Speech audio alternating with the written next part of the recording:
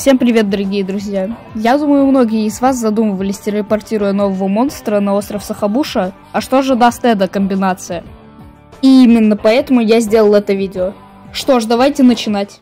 Чтобы вывести Сахабуша, вам понадобится скрестить смычерога и раковицу.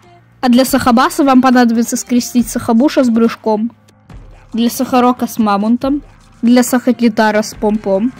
Для Сахабанжа со смедубом. Для Сахажужжа с клавмным, для Сахабита с зерномехом, ну и для Сахалоса с диджем.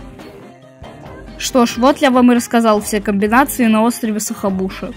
Ну там в племя добавляйтесь, в друзья. Подписывайтесь на телеграм-канал, там эксклюзивы выходят. Ну и напоследок я бы хотел сказать, я не квадробер, я...